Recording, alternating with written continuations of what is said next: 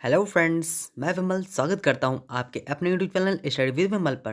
दोस्तों, आज हम बात करने वाले हैं सीटेट के आए हुए कुछ इंपॉर्टेंट क्वेश्चंस के बारे में, जो कि आपके आने वाले सीटेट के एग्जाम के लिए बहुत ही इंपॉर्टेंट हैं। तो आज का पहला क्वेश्चन है, गणित सभी विज्ञानों का द्वार एवं कुंजी है। यह कथन किसका है?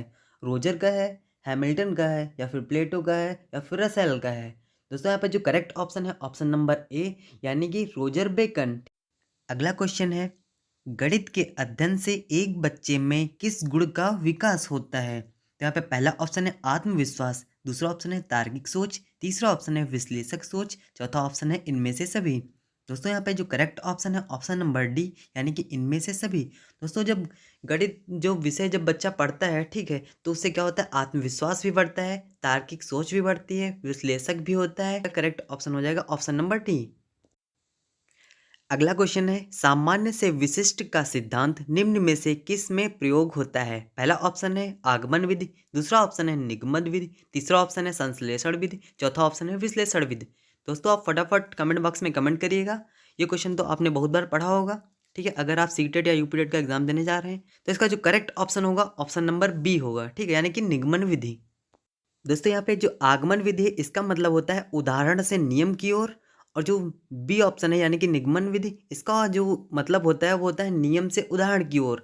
बात करेंगे हम संश्लेषण विधि की, तो इसमें क्या होता है, जो प्रकाश की किरण होती हैं, जैसे प्रकाश संश्लेषण होता है, तो प्रकाश क्या होता है? प्रकाश संश्लेषित होता है, ठीक है। ठीक इसी प्रकार होता है कि मतलब चारों ओर से आ रही प्रकाश की किरणें क्या होती है? एक पॉइंट पे आ जाती हैं, ठीक है। और विश्लेषण का मतलब क्या होता है? एक पॉइंट से चारों ओर विक्षेपित होना। ओके। अगला क्वेश्चन है, गणित में किस विधि में हम प्रायः सूत्र तथा नियमों की सहायता लेते हैं? पहला ऑप्शन है संश्लेषण विधि, दूसरा ऑप्शन है विश्लेषण विधि, तीसरा ऑप्शन है आगमन विधि, चौथा ऑप्शन है निगमन विधि।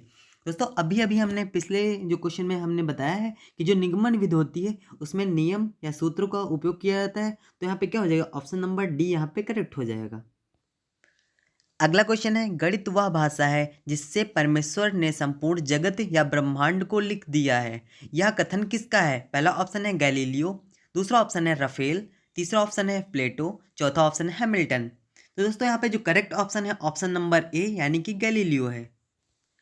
अगला क्वेश्चन है, जो विद्यार्थी ज्यामिति नहीं समझ सकते वे इस विद्यालय में नहीं आ सकते। यह कथन किसका है? पहला ऑप्शन है अरस्तु, दूसरा ऑप्शन है हर्बर्ट, तीसरा ऑप्शन है प्लेटो, चौथा ऑप्शन है हैमिल्टन।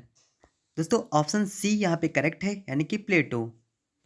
अगला क्वेश्चन है, खेल विधि के जन्मदाता हैं। पहला ऑप्शन है फ्रोबेल, दूसरा ऑप्शन है डाल्टन, तीसरा ऑप्शन है मॉन्टेसरी, चौथा ऑप्शन है सिगमंड फ्रायड। दोस्तों, यहाँ पे जो करेक्ट ऑप्शन है ऑप्शन नंबर ए, यानी कि फ्रोबेल, ठीक है। दोस्तों, और जो ऑप्शन है उनका आपको बताना है कि डाल्टन जी की कौन सी विधि है, मॉन्टेसरी जी की कौन सी विधि है, और सिगमंड फ्रायड जी की कौन सी विधि है, ठीक है। इसके बारे में हम नेक्स्ट सेशन में आपको बताएंगे। अगला क्वेश्चन है, उपचारात्मक शिक्षा की जरूरत होती है। पहला ऑप्शन है मंद बुद्धि बच्चों के लिए, दूसरा ऑप्शन है पिछड़े बच्चों के लिए, तीसरा ऑप्शन है सामान्य बच्चों के लिए, चौथा ऑप्शन है इनमें से सभी के लिए। दोस्तों, यहाँ पे जो ऑप्शन नंबर डी है, यानी कि इनमें से सभी के लिए। दोस्तों, जो मंद बुद्धि बालक होते हैं, पिछड़े बालक होते हैं या सामान्य बालक होते हैं, उनको किसी न किसी समस्या का सामना करना पड़ता है। उस समस्या को दूर करने के लिए जो विधि अपनाई जाती है, जो शिक्षा दी जाती है, उसे ही कहते हैं उपचारात्मक शिक्षा।